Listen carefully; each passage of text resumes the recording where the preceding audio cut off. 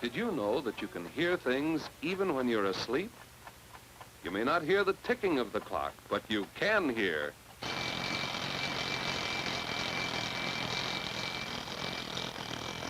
Jack, time to get up.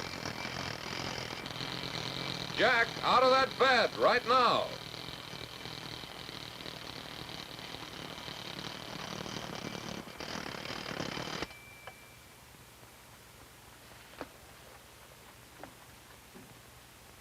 Sounds tell us interesting things, don't they?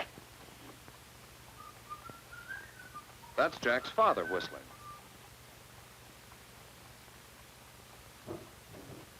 There goes Jack's sister running down to breakfast. Now someone is setting the table. We can certainly find out a lot just by listening to sounds. And that's what we'll do today. Listen to sounds. Sometimes we'll hear what people say, but sometimes, too, we'll just listen to sounds. What do these sounds mean? They mean it's time for Father to go to work.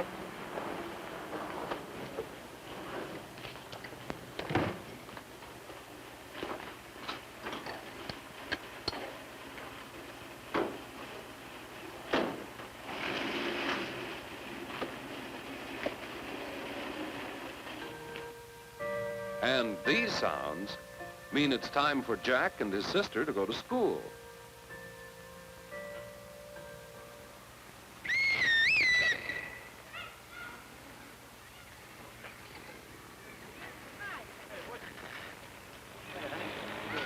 It's important to hear the policeman's whistle and to hear cars coming, isn't it? Oh, wait a minute. Yes, it's important to hear well, to know what you're hearing. What does Jack hear now? What is he looking at?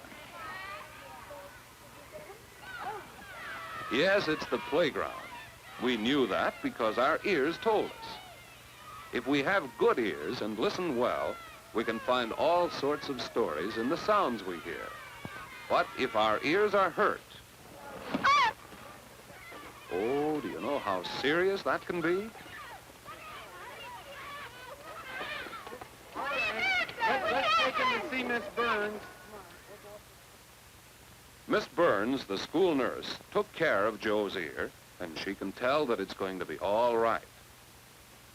She thinks the children should know how our ears work and how to take care of them so they can hear well. Let's listen too and discover what we can learn about our ears.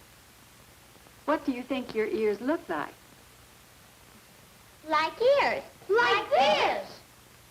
Yes, but what you can see is only a small part of your ears. Here's a diagram. Here's the outer ear, the middle ear, and the inner ear.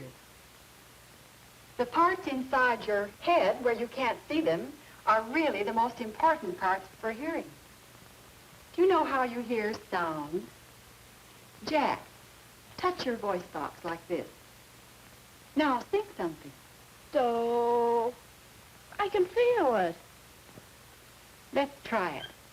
Let's all try it. Touch your voice box right here, then sing the scale. Do, re, mi, fa, sol, la, ti, do.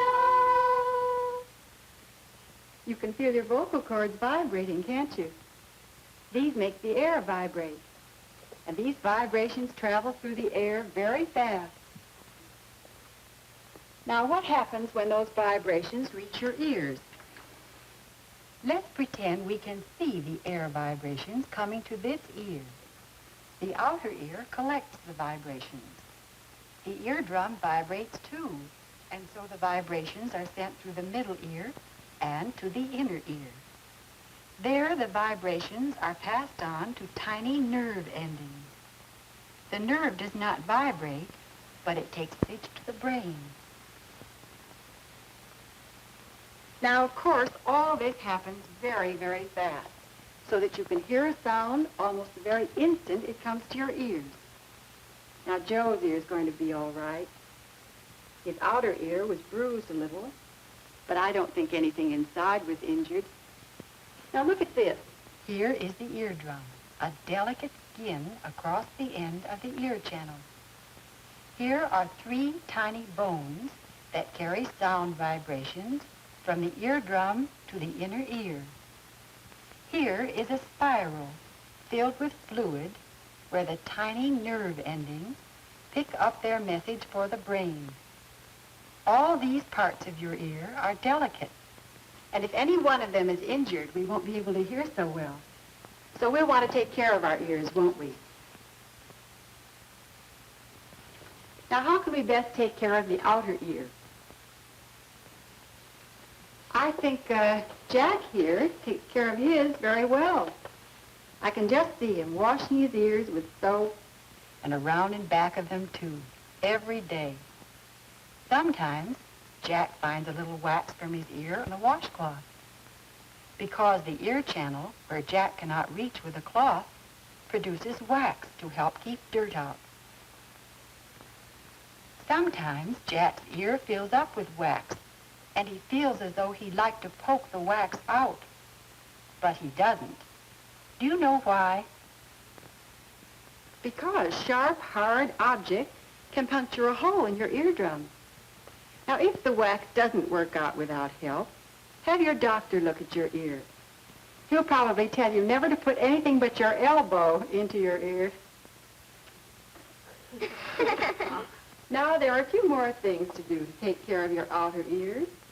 When you go swimming, go to a place where you are sure the water is clean and free from germs which might cause ear infections. You may want to wear little earplugs to help protect your ears against too much pressure. And if you're having trouble with your ears, don't dive. Oh, but let's not forget Joe. We know something else to do to take care of our ears, don't we? Never hit anyone's ear. Keep loud noises away from your ears. Shooting firecrackers or cap guns or hitting your ear can break the eardrum. Now, how shall we take care of the middle ear? If the eardrum is all right, nothing can get to the middle ear this way. Here's another entrance into the ear. This tube is called the Eustachian tube. It leads down into your throat. Did you ever notice what happens when you swallow? Let's all try swallowing.